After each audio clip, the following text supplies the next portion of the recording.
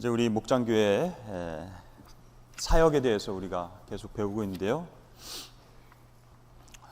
오늘은 세 번째 장 목장교회와 선교사역.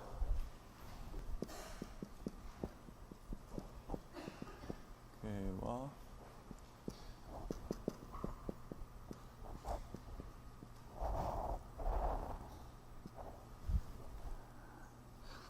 우리 한국 교회가 계속 부흥하고 성장하는 이제 시기가 있었습니다.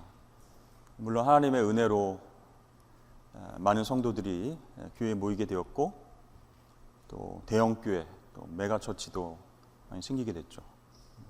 기네스북에 오를 정도로 순복음 교회, 사랑의 교회, 엄청난 메가처치가 우리 한국에 있다, 이렇게 전 세계에서 매우 놀랄 만한 성장과 부흥을 경험을 했습니다. 그래서 지금 돌이켜 보면 우리가 하나님의 은혜로 이제 성장하고 부흥한 것 감사하긴 한데, 이제 외형적 성장뿐만 아니라 좀 내면적인 성장과 또 영향력을 좀 생각해 봐야 할 때가 왔다, 이제 이렇게 반성을 하는 것이죠. 그래서 교회 중심 교회로 지금까지 우리가 신앙생활을 하고 또 사명을 감당해 왔다, 이제 이런 연구들을 하고 그 결과들을 내면서 좀 반성과 또 다른 대안들을 좀 찾고 있습니다. 거기에 대한 대안으로 우리가 선교적 교회를 지향해야 된다, 미셔널 처치를 지향해야 된다, 이렇게 이야기를 하고 있습니다. 물론 하나님께서 우리 한국 교회를 사랑하여 주셔서 교회 중심의 어떤 모임, 또 전도, 성경 공부, 교제, 봉사, 이런 것으로 인해서 폭발적인 성장을 거두었죠. 그래서 지금까지 우리 한국 교회에서 생각하는 어떤 선교에 대한 관점이 바뀌어야 될 때가 오지 않았는가, 이렇게 이야기를 하는 것입니다. 그래서 선교의 주체가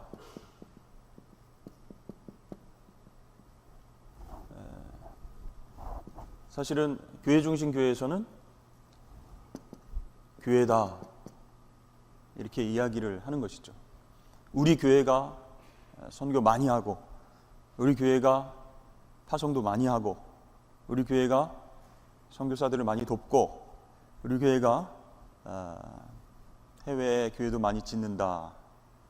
그래서 이 선교의 주체가 이제 교회 중심 교회에서는 교회가 되어 버렸다라는 것이죠.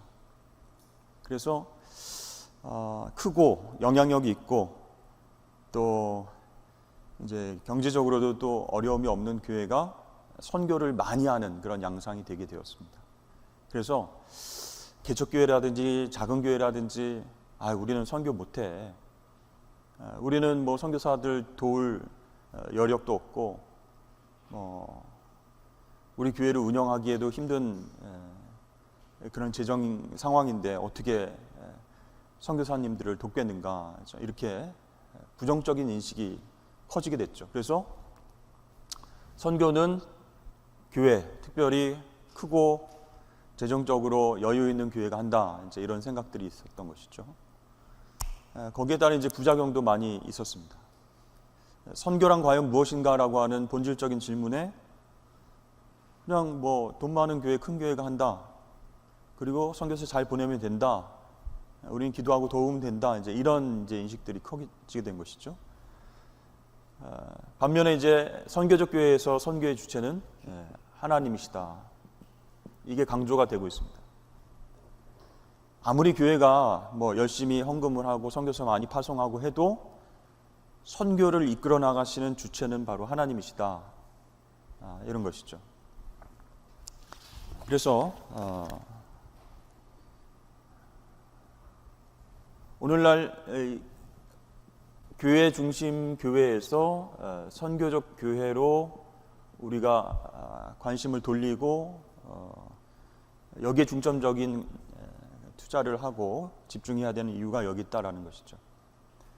그러니까 하나님의 선교, 여러분 들어보셨죠? 선교사나 아니면 교회가 선교를 이끌어 나가는 주체가 아니라 하나님께서 하신다라는 거예요. 그리고 우리 선교사나 교회는 그 하나님의 도구로, 수단으로 쓰임 받을 뿐이다. 하나님 중심의 선교가 이루어져야 된다라고 하는 것이죠. 그러면 선교라고 하는 사명을 누가 수행을 하는가? 교회 중심 교회에서는 선교사가 하면 된다, 그렇게 얘기를 합니다. 우리는 이제 여기에 묶여 있고 가정도 있고 또 일도 있고 또 교회를 섬기고, 제일 중요한 것이 우리 교회를 섬기는 게 제일 중요하죠. 교회 밖으로 나가기엔 좀 힘들어요. 그러니까 대신 선교사를 많이 파송해서 그 선교사들이 그 선교를 감당할 수 있는 일들을 수행해야 된다, 이렇게 강조를 하는 것이죠. 그러다 보니까 이제 약간의 부작용도 있습니다. 하나님께 부르심을 받은 선교사가 맞느냐? 이분이 선교사로 파송해가지고 그 나라에서 비즈니스하고 자기의 어떤 개인적인 부와 명예를 추구하려고 선교사를 도구로 사용하는 것 아니냐, 이렇게 의심받을 그런 분들도 간혹가다 이제 생기게 된다라는 것이죠. 근데 여러분, 선교적 교회에서 선교의 수행은 누가 합니까? 선교사를 포함한 모든 그리스도인, 모든 예수님의 제자들이, 선교사를 포함한 모든 그리스도인이 선교를 수행해야 된다, 그렇게 나오는 것이죠.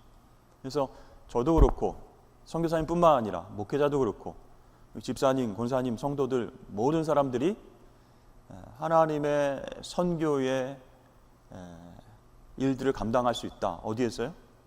가정에서도, 일터에서도, 우리 계모임에서도, 동창 모임에서도, 세상의 어떤 공동체에서도 선교적 삶을 살아낼 수 있다는 것이죠. 그래서 교회 중심 교회가 조금 이제 부정적인 영향력을 끼치게 된 것이 이제 계속 모이라는 것이죠. 모여서 예배하고, 모여서 부흥하고, 모여서 성장하고, 그래서 이 빈자리를 채웁시다라고 얘기하면서 우리에게 10,000명, 20,000명, 30,000명의 교인을 주옵소서, 이렇게 열정적으로 기도하고 전도하고 그 자리를 채우려고 이제 노력을 하게 됩니다. 그렇게 되면요, 사실 이제 교회가 세상 사람들에게 비춰질 때 어떤 모습이 되는가? 자기들만 좋다, 이렇게 얘기하는 거예요. 자기들 안에서의 그 모임과 예배가 거룩하다라고 생각하고 세상에 나와서는 똑같이 살아가는데 하면서 비판을 하게 되는 것이죠. 그래서 교회와 세상을 이제 이분법으로 나누게 된다라는 것입니다. 그래서 교회는 어떤 곳? 거룩한 곳. 세상은 어떤 곳? 세속적인 곳. 그래서 이것을 이제 신학적인 용어로는 성속 이원론이다, 이렇게 얘기를 합니다. 분리가 되는 거죠. 이원론. 그래서 이제 교회 안에 들어오면은, 예수 믿고 우리 형제 자매가 되면은 거룩한 백성이다. 물론 이제 이거는 성경적으로 진리고 맞는 말이죠. 그런데 실질적으로 이제 교회 안에서의 삶을 계속 강조하다 보니까, 모이기에만 집중을 하다 보니까 세상을 그만큼 이제 속한 것으로, 더러운 것으로, 악한 것으로만 치부하고 이 안에서 소금과 빛의 역할을 감당하지 못하는 것이죠. 그래서 이제 이거를 이분법적으로 생각합니다. 교회의 일은 거룩하고 아름다운 일, 세상의 일, 직장의 일, 돈 벌기 위해서 하는 일, 이것들은 다 세속적인 일. 그렇게 이제 성속 이원론에 따라서 신앙생활도 하게 된다라는 것이죠. 여러분, 우리 그리스도인들이 어떤 사람들이에요? 세상에서 살고 있지만 세상에 속한 사람들은 아니죠. 그렇죠? 세상에 속해서 살아가고 있지만 of the world. 그런데 세상에 속한 사람은 아니라는 거예요. 하나님 안에 속한 하나님 백성이죠. 그러면 세상에서 뭘 해요? 어떻게 해야 돼요? 세상으로 들어가서 into the world 해야죠. 세상으로 들어가서 우리 재직 세미나 때 말씀하신 것처럼 녹아줘야죠. 가만히 분리돼 가지고 이쪽은 세상, 이쪽은 거룩한 교회, 이게 아니고 세상 속으로 들어가서 녹아져서 우리의 삶을 통해서 하나님 살아계시는구나, 하나님 선한 분이시구나, 그거를 알게끔 해야 된다는 것이죠. 그래서 선교적 교회는 모이기만 강조하는 것이 아니고 흩어짐을 강조합니다. 왜 모여요? 흩어지기 위해서 모인답니다. 왜 우리가 예배드려요? 은혜 받고 세상 속으로 나가서 소금처럼 녹아지고 빛의 역할을 감당하기 위해서, 흩어져서 사명 감당하기 위해서 모인다라는 것이죠.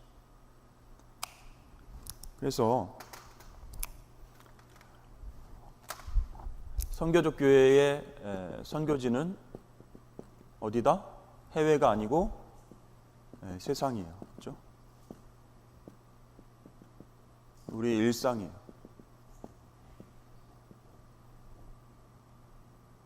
선교사님만 선교적 사명을 감당하는 것이 아니고 모든 그리스도인, 모든 제자들이 세상이 선교지다 생각하고 나아가서 복음을 전하고 빛과 소금의 역할을 감당하고, 그것이 이제 선교적 교회로서의 사명을 감당하는 사람이다라는 것이죠. 그래서 교회 중심 교회에서 선교는 일종의 프로그램이다라고 할 수 있어요. 선교는 우리가 이제 뭐 여름이나 뭐 가을이나 이제 선교지에 가서 이런 프로그램을 가지고 선교지에 있는 사람들을 만나고 선교사님 만나고 이런 프로그램을 한다, 이렇게 해서 보고 오는 그런 정도만 이제 생각을 하게 되는 것이죠. 근데 선교적 교회에서 선교는 뭐예요? 프로그램이 아니고 교회의 본질이다라는 것이죠. 교회 중심 교회에서 선교는 프로그램일지 몰라도 선교적 교회에서 선교는 교회의 본질이다, 교회의 존재 이유다, 이제 이게 중요한 것입니다. 그럼 이 선교를 이제 우리가 생각할 때 교회 중심 교회에서는 선교하면 나가는 걸 생각하잖아요, 그렇죠? 해외 선교를 생각한단 말이죠. 전도는 국내에서 하고 선교는 밖에 나가서 한다, 이제 이런 인식들이 있는데 그게 아니라는 거예요. 그럼 전도와 선교를 어떻게 구분하면 좋을까요? 전도. 우리가 이제 새 가족이 왔어요. 목장교회에 이제 새 가족이 와서 궁금한 게 많아요. 그래서 목장한테 물어봤어요. 전도하고 선교는 뭐가 틀립니까? 복음 전하는 거면 다 똑같은 것 아닌가요? 전도는 여기 안에서 하고 선교는 밖에서 하는 것입니까? 어떻게 설명을 해주면 좋을까요? 혹시 우리 생각을 좀 말씀해 주시죠, 우리 목자분. 전도하고 선교는 그냥 국내에서 하는 것과 해외에서 하는 것으로 나눌 수 있는가? 전도라고 하는 것은요, 말 그대로 도를 전하는 것이죠. 전도. 그러니까 직접 복음을 전하는 행위가 전도예요. 그럼 선교는 전도를 포함한 모든 그리스도인의 삶과 사역 자체다, 이렇게 얘기할 수 있는 것입니다. 조금 더 이제 큰 영역에서 설명할 수 있는 것이죠. 그래서 전도는 국내에서 하는 거고요, 선교는 해외에서 하는 거예요, 이게 아니라는 거예요. 그게 아니고 직접 복음을 전하는 행위 자체가 전도인데, 그 전도를 포함해서 우리 그리스도인이 살아가는 삶과 사역 자체가 선교입니다. 그래서 우리는 선교적 교회를 꿈꿔야 되고 선교적 삶을 살아나가야 합니다, 이렇게 설명해 줄 수 있어야 된다라는 것이죠. 그럼 여러분, 여기에서 이제 오늘 주제와 이제 연관되어져서 강조할 것이 있습니다. 네, 우리 목장교회는 뭐 하는 곳이냐? 네, 그냥 뭐 친교 모임이냐? 아니죠. 교회가 붙었죠. 그래서 예배, 선교, 그죠? 친교, 봉사, 나눔, 이 교제, 이 모든 교회에서 하는 일들이 이루어지는 것이 목장교회예요. 목장교회에 있는 그러면 목장원들은 어떤 사람들이에요? 그리스도인들이죠. 제자들이죠. 그러니까 이 목장교회 안에서도 선교적 삶을 살 수 있고 선교적 사명을 감당할 수 있다. 그런 이제 중심으로 오늘 이제 이야기를 하도록 하겠습니다. 3장 챕터 3 이렇게 되어 있죠. 목장교회와 선교사역 1. 우리 그 앞부분 함께 읽어볼까요? 교회는 시작. 교회는 하나님 나라 전선의 사령탑이라고 할 수 있습니다. 주님의 지상 명령은 본래 11명인 예수님의 제자로 이루어진 기초 공동체에 위임된 명령이었습니다. 바울 사도의 세계 선교는 안디옥 교회를 기반으로 출발했고, 그는 복음이 전파되는 곳에는 가능한 한 지역 교회가 설립되도록 도왔습니다. 바울은 한 단계의 선교가 끝날 때마다 교회에 들어와 그를 파송한 안디옥 교회의 선교 보고의 책임을 다하고자 했습니다. 따라서 선교학자들은 바울 선교의 가장 중요한 특성을 지역 교회 중심 선교라고 부릅니다. 선교는 교회의 다양한 기능 가운데 하나가 아니라 교회의 유일한 기능입니다. 물론 여기서 선교라는 개념은 해외 선교뿐 아니라 영혼 구원을 위한 모든 기능을 총체적으로 일컫습니다. 불은 타는 것으로 존재하듯 교회는 선교함으로 존재합니다. 네, 거기서 중요한 부분이 어디 있을까요? 선교는 그 밑에서 한 네 번째 줄이죠. 선교는 교회의 다양한 기능 가운데 하나가 아니라, 아까도 얘기했죠. 프로그램이 아니라 교회의 유일한 기능. 무슨 뜻이에요? 교회의 존재 목적이라는 거예요. 교회의 존재 목적이고 교회의 본질이다. 그래서 선교라는 개념은 거기 한번 쭉 줄치시면 좋겠어요. 선교는 교회의 다양한 기능 가운데 하나가 아니라 교회의 유일한 기능입니다. 밑에 이제 선교라는 개념이 전도를 포함한다 얘기하고 있죠. 그래서 선교는 밖으로 해외를 나가는 것이구나, 전도는 우리 국내에서 하는 것이구나, 그게 아니라 전도를 포함해서, 그렇죠? 영혼 구원을 위해서 복음을 전하는 것을 포함한 모든 선교적인 삶과 사명이다. 그렇게 이해를 하시면 되겠습니다. 자, 26페이지 넘기셔서 1번 주님의 지상명령. 우리가 잘 아는 말씀이죠. 11제자에게 11제자 16절에 보면 11제자가 이제 예수께서 지시하신 산에 이르렀다. 그때 이제 예수님께서 지상 명령을 주셨죠. 19절부터 나옵니다. 그럼 너희는 가서 모든 민족을 제자로 삼아 아버지와 아들과 성령의 이름으로 세례를 베풀고 내가 너에게 분부한 모든 것을 가르쳐 지키게 하라. 내가 세상 끝날까지 너희와 항상 함께 있으리라. 이렇게 말씀하셨어요. 자, A번 질문. 위 본문에 의하면 주님의 마지막 명령의 핵심은 무엇일까요? 한번 적어보시죠. 주님의 마지막 지상 명령의 핵심은 무엇이죠?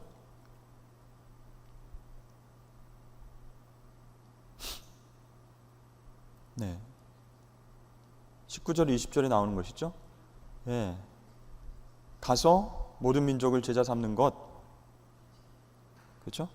네, 세례를 베풀고 가르쳐 지키게 하는 것, 선교 행위라고 할 수 있습니다.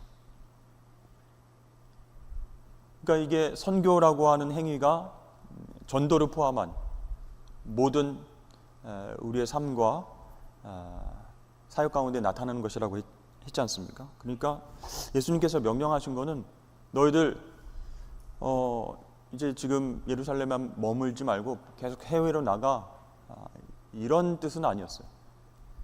복음을 전하다 보니까 베드로와 사도 바울에 의해서 복음이 유대인과 이방인에게 계속 퍼져나가게 됐죠. 그렇기 때문에 이것은 국내 아니면 해외 이렇게 나눌 수 있는 것이 아니라는 것입니다. 그래서 모든 민족들을 제자로 삼는 것, 예수 그리스도를 따라서 살게 하는 것, 그분의 성품을 닮게 하는 것, 복음을 전하는 것, 그것이 예수님 마지막 명령의 핵심이다라고 할 수 있습니다. 자, B번, 위의 본문에 의하면 주님의 이 명령 누구에게 내려진 것입니까? 누구에게요? 16절에 보면 누구에게? 11제자에게. 그렇죠? 예수님이 말씀하신 산에 11제자를 불러오셔서 명령하셨잖아요. 주님의 이 마지막 명령은 11제자에게, 주님의 제자에게 주신 것이구나, 나는 상관이 없구나, 그게 아니고 그 제자들이 교회를 세우게 되었고 그 교회를 통해서 계속 이 지상명령이 뻗어나가게 됐습니다. 오늘날 교회, 우리 산성교회뿐만 아니라 목장교회도 이 주님의 명령을 받는 대상이다라는 것이죠. 확대하면. 그렇죠? 그래서 우리가 제자라고 하는 그런 인식, 그리스도인인데 예수님의 지상명령을 부여받은 제자라고 하는 인식이 없으면 이거는 뭐 선교사님들이나 하는 일이지, 뭐 우리가 뭐 전도 활동하고 선교 활동하는 거 뭐 일상도 바쁘고 먹고 살기 힘든데 이걸 어떻게 감당하겠어, 이제 이렇게 되는 것이죠. 근데 주님께서는 저하고 여러분에게 만나는 사람마다, 세상 속에서 일하는 그 장소에서마다 이 마지막 명령을 지켜 행할 것을 원하고 계신다라는 것이죠. 그래서 중요한 것은 이 A번, B번 문제를 통해서 우리에게 제시하고자 하는 것은 뭐예요? 내가 제자고 내가 주님의 지상명령을 받은 사람이다라는 것이에요. 우리 목장교회가 그 명령을 수행해야 되는 그런 주체다라는 것이죠. 자, 그럼 C번, 왜 주님은 이 명령을 개인이 아닌 복수 공동체에 위임하셨을까? 제자들 중에서도 특별히 주님께서 사랑하시는 제자가 있었죠. 요한도 사랑하셨고 베드로도 사랑하셨습니다. 그리고 뭔가 이제 성과를 내고 잘할 것 같은 제자들이 눈에 보인다는 것이죠. 제가 이렇게 봐도 우리 목자 여러분들 중에서 뭔가 눈이 반짝반짝하고 막 이렇게 뭔가를 할 수 있을 것 같은 그런 표정으로 저를 보시는 분도 계시지만, 목사님 날 쳐다보지 마세요. 내 이름 부르지 마세요. 나한테 뭘 시키지 마세요. 이제 이렇게 자신 없어 하시는 그런 모습이 간혹 이게 저한테 비칩니다. 제가 또 마음이 약해서 그런 분을 집중적으로 이렇게 쳐다보질 않아요. 이렇게 눈을 피해요. 이렇게. 근데 예수님께서 몇몇 제자들, 잘할 것 같은 제자들에게 얘기하신 게 아니고 복수 공동체, 제자 공동체에게 얘기를 하셨다는 것이죠. 그것은 제자 공동체, 교회에게 주신 명령인데 왜 그렇게 하셨을까요? 이 전도와 선교는 혼자 할 수 없기 때문이다라는 것이죠. 근데 물론 이제 우리가 보면 어느 교회에 전도왕 권사님이 있어. 혼자만 몇백 명을 했어요. 1년에. 그런 분 한번 간증 들어보면요, 기가 막힙니다. 눈 뜨자마자 전도 생각, 그리고 나가자마자 사람 만나자마자 그렇게 전도를 하시는데, 야, 대단하다, 그런 생각을 하게 돼요. 혼자 하는 것일까요, 여러분? 그게 아니죠. 전도와 선교는 개인이 아닌 그리스도인 모두 하나 되어서 감당해야 될 사명입니다. 이제 뭐 전도왕이 되고 혼자 전도를 많이 하면 좋죠. 열매도 많이 맺고 하나님께 영광 올려드리고, 그런데 이것이 잘못되면, 혹시 잘못되면 내가 했다, 이제 이렇게 됩니다. 이 방법이 최고다, 이렇게. 그래서 나는 영혼 살리는 귀한 사명 감당하고 있는데 당신은 뭐 하십니까? 이제 이렇게. 그런 위험성이 있어요. 평신도 우리 전도왕이요, 목회자들을 굉장히 이제 무시합니다. 물론 설교 열심히 하시고 목회 사역 열심히 하시면 전도 얼마나 하셨습니까? 이렇게. 전도와 선교는 혼자 할 수 없는 것이기 때문에 예수님께서 개인적으로 말씀하신 것이 아니고 제자 공동체에게 말씀하셨다. 그래서 여러분, 목장교회에서 전도할 수 있는 거예요. 나 혼자는 좀 힘들어요. 그래서 우리 목장교회 예배가 있는데, 교제가 있는데, 식사가 있는데 한번 오시죠. 초대해서 같이 어울려서 그렇게 시간을 보내고, 각자 은사가 있는 분들이 있을 거 아니에요. 그분들의 도움을 받아서 마음을 열 수 있도록 하고 기도하면서 전도를 할 수 있는 것이죠. 자, D번, 앞의 본문에 의하면 제자들의 공동체, 교회가 주님의 명령에 순종하기 위해 지속적으로 관심을 가져야 할 영역은 무엇입니까? 네. 마태복음 28장 16절, 20절 똑같이 이제 A 질문하고 비슷한 거죠. 지속적으로 관심을 가져야 할 영역들. 우리가 세상 속으로 들어가서 into the world에서 그 영혼들을 제자 삼는 일이죠. 그렇죠? 우리가 사람 낚는 어부다 이렇게 배우지 않았습니까? 네, 사람을 낚는 어부가 아니라 원래 문법적으로는 사람들의 어부 이렇게 소유격이 됐다 그랬어요. 그 얘기는 뭐냐면 사람들을 전도 대상으로 생각해서 그 사람들의 어떤 나의 어떤 출세라든지 명예라든지 교회에서의 직위를 높이기 위한 수단으로 물고기들을 내가 잡아오리라 이렇게 하는 것이 아니고 사람들의 어부 소유격이 되면 그들을 섬기는 거죠. 그래서 지속적으로 관심을 갖는 것은 뭐냐면 세상에 나아가서 제자 삼는 일, 세를 주고 가르치는 일을 어떻게 함으로써? 섬김으로써.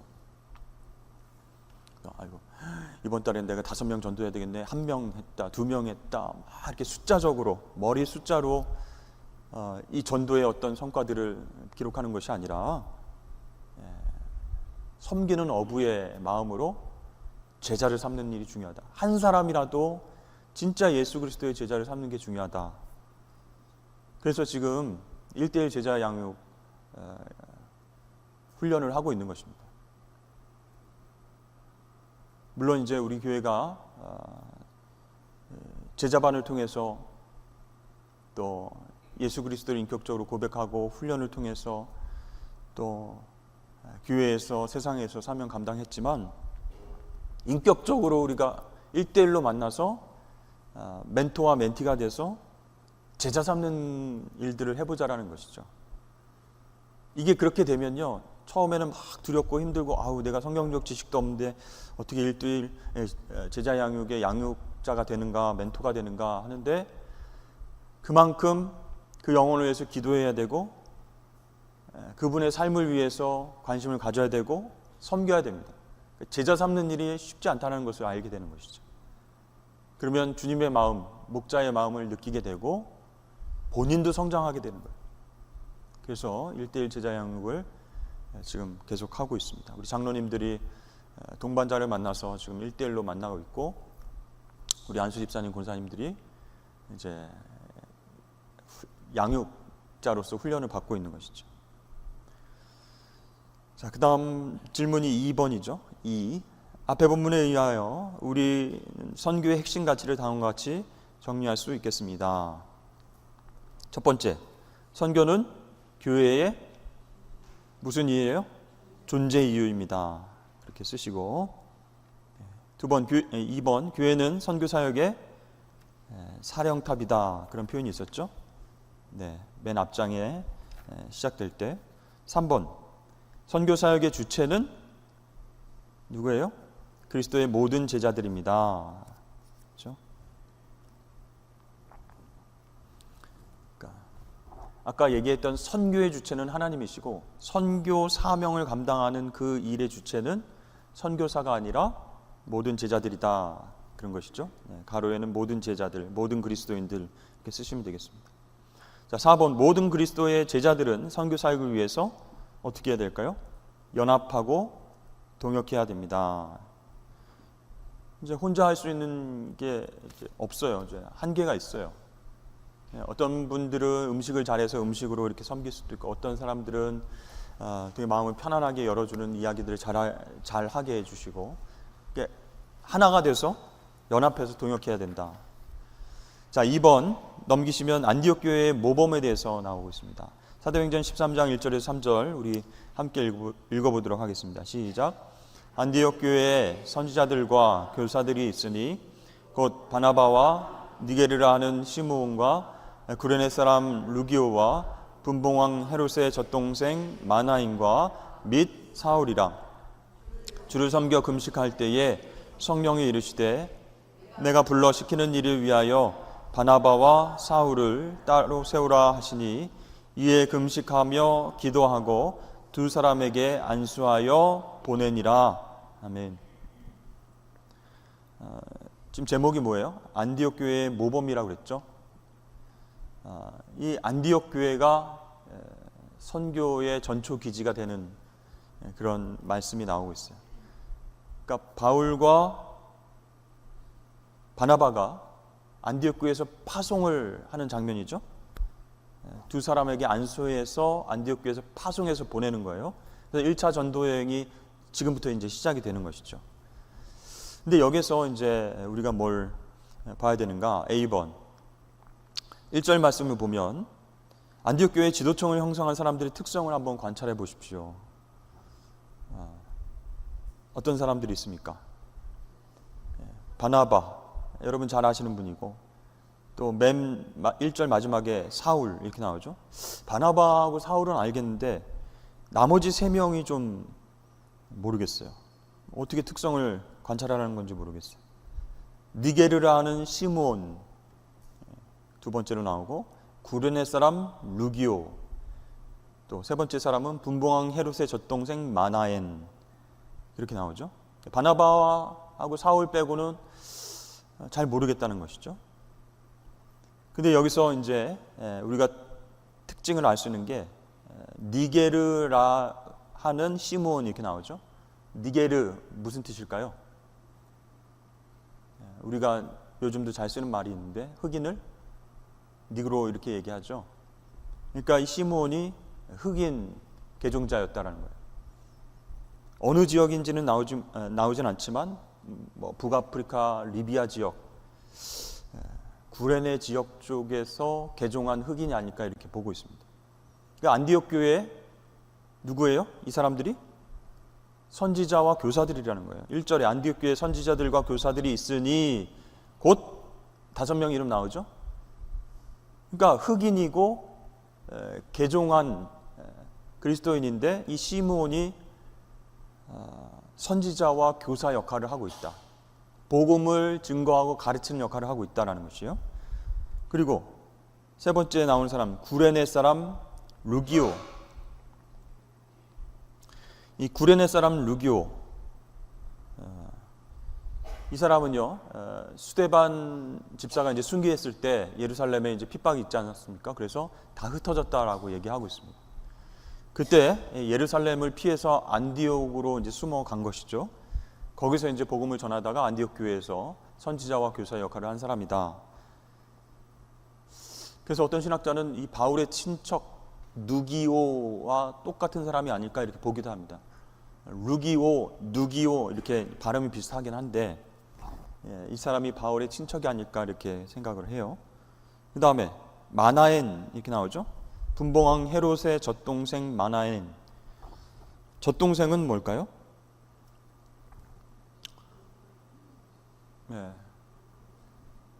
같은 유모의 젖을 먹고 자랐다라는 것이죠. 그죠? 그러니까 이 분봉왕 헤롯 왕 있죠. 헤롯 안디바라고 하는 사람이 있는데 이 사람과 함께 왕궁에서 자란 사람이라는 거예요. 마나엔이라고 하는 사람이. 근데 여러분 분봉왕 헤롯 아시죠? 네, 헤롯 안디바가 어떻게 했습니까? 어떤 큰 일을 저질렀어요? 세례 요한을 목베어 죽였잖아요. 그런데 젖동생 마나엔은 뭐 하고 있어요? 지금 안디옥 교회에서 지금 선지자와 교사 역할을 하고 있습니다. 그러니까 왕궁에서 함께 자랐을지라도 이렇게 다른 인생을 살게 됐다라는 것이죠. 자, 이렇게 안디옥 교회 지도층 인사들을 쭉 이렇게 보니까 어떤 특징이 있는 것 같습니다. 관찰해 보니까 흑인도 있고, 그죠? 네, 유대인도 있고, 또 이방인도 있을 것 아닙니까? 그죠? 그러니까 인종의 다양성이 나타난다는 것입니다. 안디옥 교회 안에 있는 리더십들이, 지도자들이, 선지자와 교사들이 인종적으로 다양했다라는 거예요. 또 뭐가 있을까요? 그렇게 다양했고 또 하나님의 복음을 위해서 여러 가지로 이제 쓰임 받았으니까 은사의 다양성도 있었을 것이다. 또 뭐 신분의 다양성도 있겠죠. 분봉왕 헤롯의 젖동생이니까 굉장히 고위층에 있는 그런 사람이 마나엔이었고, 사울이라고 하는 우리가 잘 알고 있는 바울도 로마 시민권이 있었고, 그죠? 아주 어렸을 때부터 이제 율법을 공부한 사람이었고, 이렇게 신분적인 다양성이 있습니다. 또 연령도 다양했겠죠. 근데 여러분은 여기에서 성경에서 제일 처음으로 나오는 그 사람의 이름이 중요한 건 아시죠? 안디옥 교회에서 누가 제일 중요한 인물이었을까요? 네? 누가 제일 처음 나와요? 바나바. 그렇죠. 바나바가 굉장히 중요한 역할을 하는 사람이었어요. 바나바, 그 다음 시므온, 그 다음 루기오, 그 다음 마나엔, 맨 마지막에 나오는 사람이 사울이었어요. 근데 이제 사도행전 계속 읽어가다 보면 이제 바나바의 이름은 조금씩 없어지고 바울의 이름이 계속 나옵니다. 바울을 통해서 이방 선교를 하나님께서 주도적으로 이제 해가시는 일들을 보게 되는 것이죠. 그래서 이 지도층을 형성한 사람들을 보면 아, 이런 특징이 있겠구나. 자, 그럼 B번 2절에서는 안디옥 교인들이 지니고 있었던 특징적인 영성은 무엇이었을까요? 2절에 뭐라고 되어 있어요? 주를 섬겨 금식할 때 성령이 이르시되, 이렇게 말씀하셨죠. 그럼 특징적인 영성은 무엇이었을까요? 금식하고 예배하고 기도하고 순종하는 영성이었다. 뭐 이렇게 쓰시면 될 것 같아요.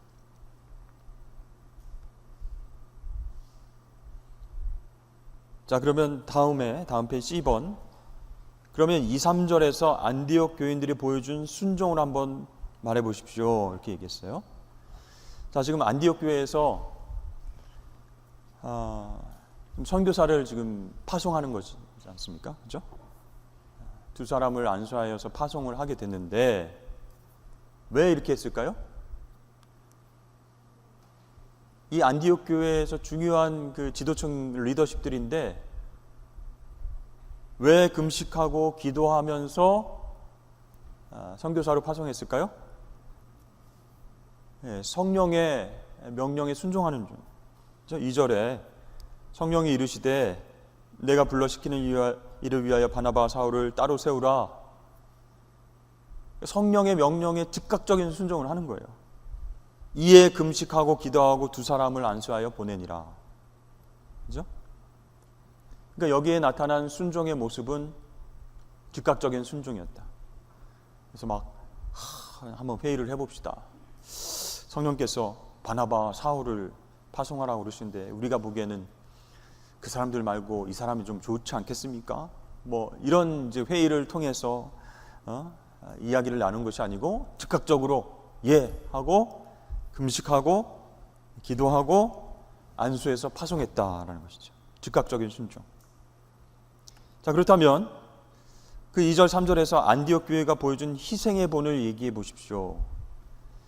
왜 희생의 모범이 되었다라고 얘기를 하는 것일까요? 질문 자체가 조금 이해가 되십니까, 여러분?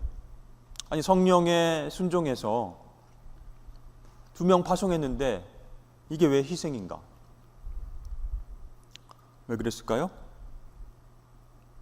왜 희생이라고 얘기를 하는 것일까요?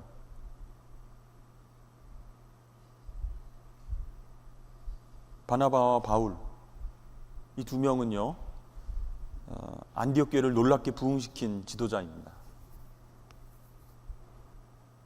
그러니까 성도들 입장에서, 교회 입장에서 정말 좀 더 열심히 하는 그런 성도가 있어요. 그 집사님 이사 갑니다 그러면 아이고 왜 이사를 갑니까? 막 1년에 막 몇백 명씩 전도하시는 권사님이 있는데 목사님 저 다음 주에 서울로 이사 가요.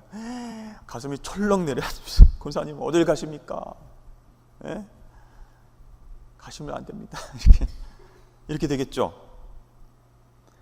그러니까 언제 돌아올지도 모르고 선교지에 나가서 어떻게 될지도 모르고 죽을지도 모르는데 성령께서 그 2명 파송해라. 이게 완전히 교회 입장에서 보면 희생이에요. 희생. 큰 손실이다라는 것이죠. 근데 어떻게 하고 있습니까? 금식하고 기도하고 보내니라 그랬습니다. 보내니라. 이 보내다라고 하는 그 원어를 찾아보니까 이렇게 풀어서 자유롭게 하다 이런 뜻이 있어요. 그러니까 성령께서 말씀하신 대로 즉각적으로 순종해서 바나바와 바울을 풀어서 자유롭게 하는 거예요. 선교지로 파송하는 거예요. 이게 정말로 아까운 인재인데 여기 있으면 더 많은 성도들이 들어오게 되고 복음을 그렇게 접하게 되고 기적을 경험하게 되고 우리 안디옥 교회가 막 점점 부흥하고 성장하게 될 텐데 너무 아깝다, 못 보냅니다. 이게 아니고 보내니라. 기도하고 안수하고 보내는 거예요. 그래서 이 초대교회 안디옥 교회의 상황들을 우리가 사도행전 13장 1절부터 3절까지를 보면서 이 안디옥 교회가 어떤 교회라는 생각이 들어요, 여러분? 교회 중심 교회라는 생각이 들어요? 아니면 선교적 교회라는 생각이 드세요? 선교적 교회. 그죠? 우리 교회 모여야 되는데 더 많이 부흥해야 되는데 꽉꽉 채워야 되는데 모이자 뭐 이것만 강조한 게 아니고 흩어지라는 세상 속으로 복음 들고 파송하는 거예요. 그래서 우리 산성교회도 안디옥 교회 또 초대교회처럼 선교적 교회로서의 사명을 감당해야 된다라는 것이죠. 자, 마지막 2번. 앞에 본문에 의해 알게 된 안디옥 교회의 특성은 다음과 같습니다. 1번, 안디옥 교회는 주님의 넓은 뭘 가진 교회예요? 주님의 넓은 가슴을 품은 교회였다. 이게 막 옹졸하고 막 계산하고 쪼잔하게 막 이렇게 못 보내 이게 아니고 주님의 가슴 넉넉한 마음을 품은 교회였죠. 2번, 안디옥 교회는 주님의 말씀, 주님의 음성에 귀를 기울인 교회였습니다. 그렇죠? 성령께서 말씀하실 때 부활하신 주님의 음성이죠. 3번, 안디옥 교회는 주님께 어떻게 한 교회였어요? 순종한 교회였어요. 4번, 안디옥 교회는 가장 귀한 것을 희생한 교회였다. 그래서 우리 산성교회도 성령께서 이끄시는 교회예요. 즉각적으로 성령께서 기뻐하시는 일에 순종하고 그 방향으로 나가는 것, 그것이 우리 교회의 중요한 지표다라고 할 수 있습니다. 자, 그렇다면 3번, 목장교회가 선교사에게 동참할 수 있는 길들이 무엇일까? 자, 1번, 우리 목장교회가 선교 명령에 순종하도록 기도해야 됩니다. 2번, 선교사나 선교 기관을 위해서 정기적으로 기도합니다. 3번, 선교사나 선교 기관은 재정적, 물질적으로 후원합니다. 선교사님 방문 환영하고 후원합니다. 선교사에게 편지, 선물을 보냄으로써 격려합니다. 선교사의 자녀들 미셔너리 키에서 MK라고 그러죠. 이 자녀들을 돕습니다. 7번, 선교사의 안식 여정, 은퇴 계획을 지원합니다. 8번, 목장교회별로 단기 선교를 계획합니다. 9번, 목장교회 안에서 전도 부흥을 경험합니다. 10번, 우리 목장교회 안에서도 해외 선교사가 파송되도록 기도합니다. 그래서 저도 이제 기도하면서 좀 꿈꾸고 있는 것이 우리 동산별로, 목장별로 단기 선교를 나가는 것입니다. 우리가 사실 그 현장에 가보지 못하면 이해할 수 없고 기도 제목들만 받아서는 우리 물론 기도하지만 그 현장을 잘 이해 못해요. 그래서 우리 목장에서 목장 몇 개가 이제 연합해서 동산별로 우리가 후원하고 기도하는 선교사님 그 선교지에 가서 단기 선교를 하고 오고 싶다, 이렇게 결단해서 매년 이렇게 많이 나갔으면 좋겠다라는 생각을 하게 됩니다. 저도 전에 교회에서 이제 경험을 하고 왔거든요. 선교에 전혀 관심이 없으신 분들, 선교적 교회에 대해서도 별로 이제 와닿지 않으셨던 분들, 우리가 기도하고 재정적으로 후원하는 게 어떤 도움이 될까 굉장히 피상적이었던 분들이 선교지에 나가서 한 3, 4일 동안 고생을 좀 했어요. 하나님이 그 고생을 통해서 은혜를 주시더라고요. 우리 선교사님이 얼마나 힘들까, 이런 문제들 앞에서 맨날 엎드려 기도해야 되는구나, 이거 해결되면 이게 또 문제가 되고 이거 해결되면 또 이게 문제가 되는데 그냥 기도하면 하나님께서 연결시켜 주시고 후원을 허락해 주시고 돈 없는 사람 붙여주시고, 이거를 3, 4일 동안 거기에서 단기 선교하면서 그거를 경험한 거예요. 그래서 전에 이제 교구에서 이제 같이 갔거든요. 교구에서 한 35명 정도가 같이 갔는데, 그분들이 지금 이제 갔다 온 지가 한 5년 넘었는데 계속 그 선교사님 연락하고 기도하고 후원 연결하고 끈끈하게 연결되어져 있어요. 그래서 우리 산성교회가 물론 선교사 파송을 통해서 돕기도 하지만, 원턴텐을 통해서 돕기도 하지만, 우리가 모두 선교사잖아요.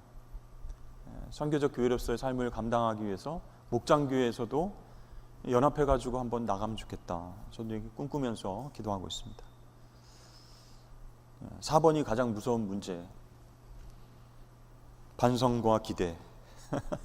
우리 목장교회에서 선교 사역에 대한 반성과 기대를 나눠 보십시오. 목사님, 이거 하기 전에 우리 모이지도 못하는데 무슨 반성과 기대입니까?